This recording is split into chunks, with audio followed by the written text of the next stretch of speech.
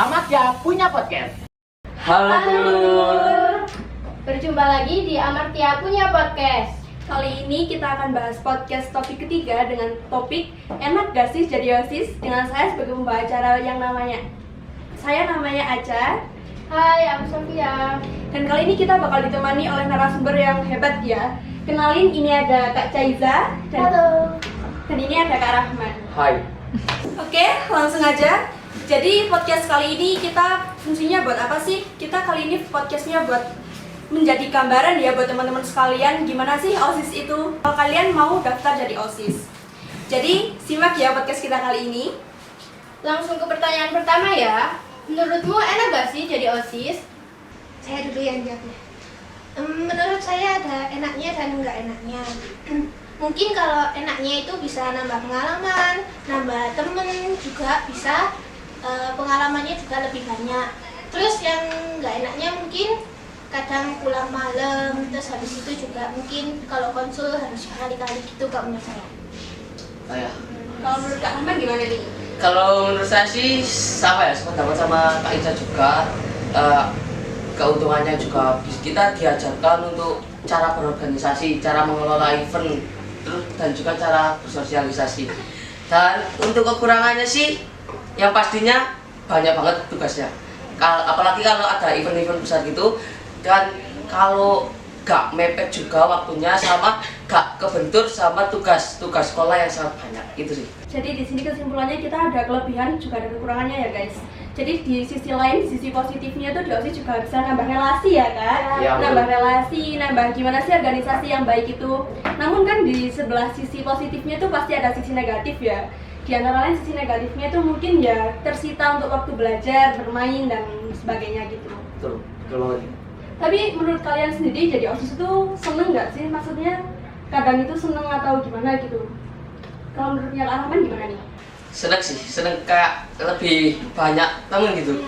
Dan juga yang impact paling besarnya itu kita diajari gimana cara ngelola suatu event, gimana cara kita bagi per kelompoknya gitu, per sisinya dan tugas-tugasnya dibagi gimana cara, dan ngelatih latihan kepemimpinan juga.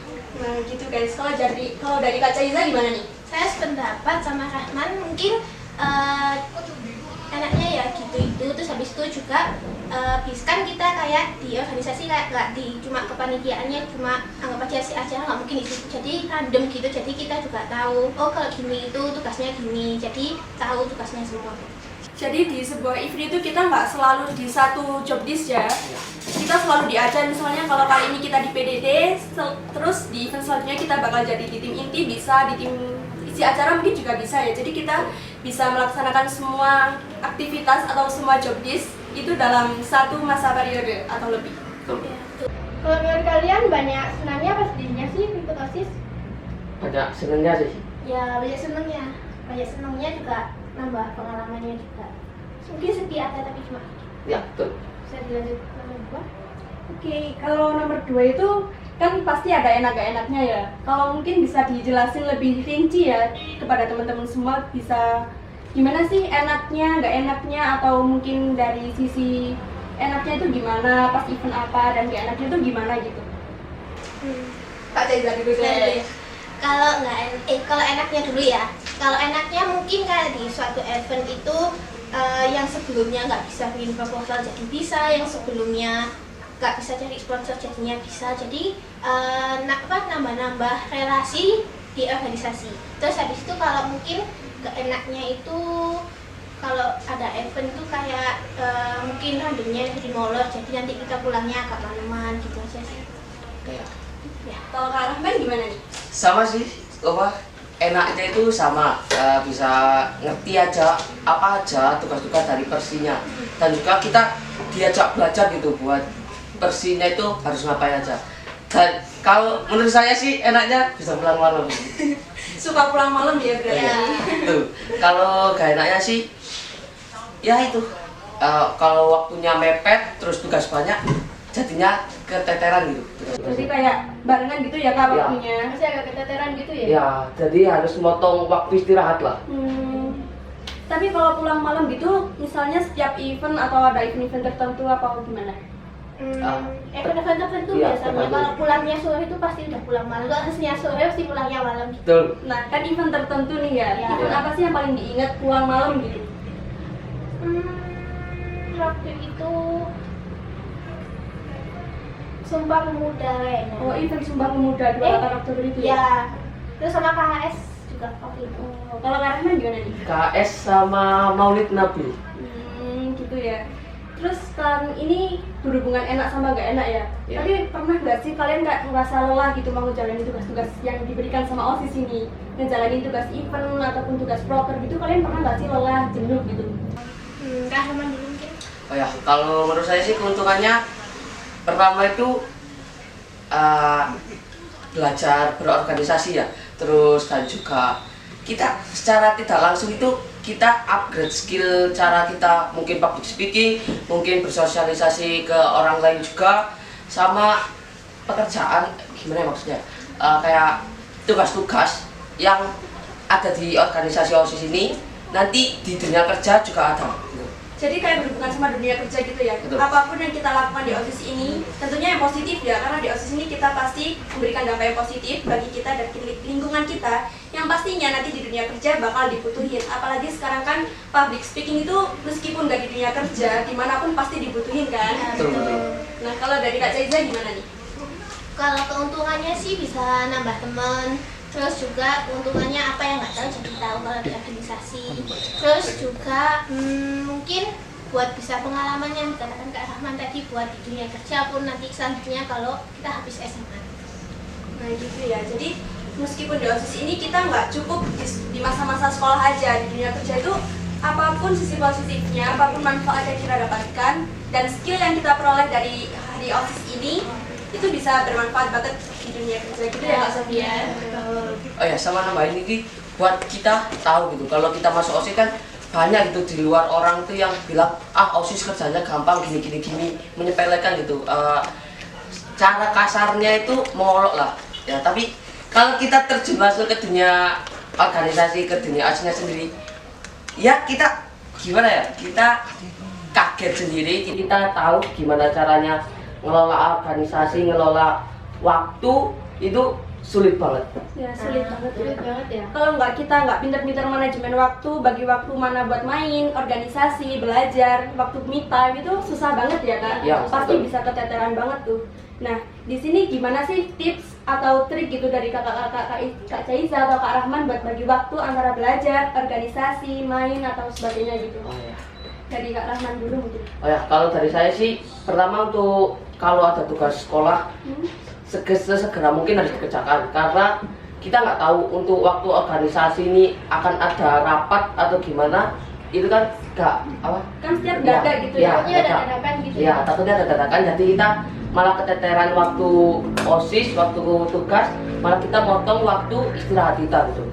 Dan untuk yang kedua sih, kalau ada rapat gitu atau ada event-event itu diusahakan selalu profesional dan harus memaksimalkan apa yang kita bisa gitu.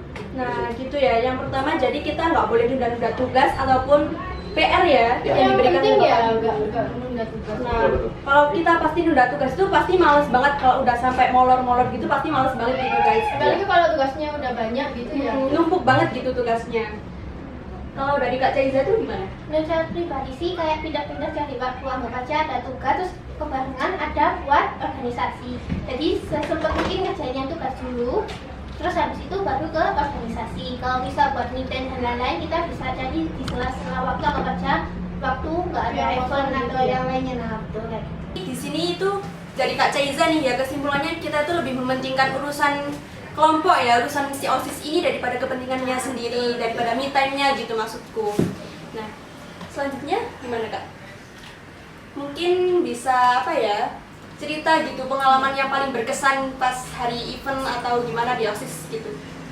Kak Caiza silahkan. Kalau dari saya sih pengalaman kalau dari OSIS itu yang paling berkesan waktu KHS waktu itu. Jadi kan saya waktu itu si konsumsi. Jadi waktu itu kayak benar kayak kepotong-potong banget, apalagi pas hari harinya. Terus habis itu kayak cari makanan sana sini. Terus habis itu juga waktu itu saya lupa ngumpul makanan. Jadi harus beli lagi pakai uang saya pribadi, terus langsung buat pertanggungjawaban lah istilahnya. Kalau dari Kak Cahya, jadi kesimpulannya apapun yang kita lakukan itu pasti ada pertanggungjawabannya ya guys. Karena di OSIS ini kita juga dilatih untuk menjadi pribadi yang lebih tanggung jawab. Apalagi ini kan organisasi besar ya, hitungannya ini organisasi nomor pertama yang dari sekolah gitu. Kalau dari Kak Rahman gimana nih? Kalau untuk saya sih sama KS, karena kebetulan saya jadi PDD, jadi saya harus ngevideo sekaligus mendokumentasikan sama mendekorasi apa saja yang bakal ada di KS.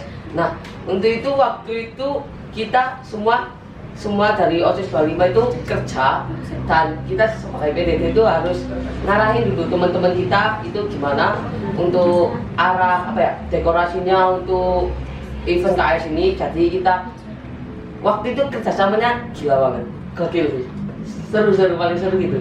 Jadi sampai saat ini event yang paling berkesan itu hari KS ya Kak? Iya. Semua dari hari KS ya? Iya. Apa ada tambahan lagi nih? Kalau kalian itu yang paling berkesan tuh jadi apa? Kayak misal jadi si Budedok, apa si konsumsi, apa gimana? Yang paling berkesan buat kalian kayak apa tuh? Kalau saya sih dari si Budedok sih. Ya, Paling karena berkesan ya? ya paling berkesan itu. Karena ya sometimes itu kita ngerasain gimana cara kita kerjanya itu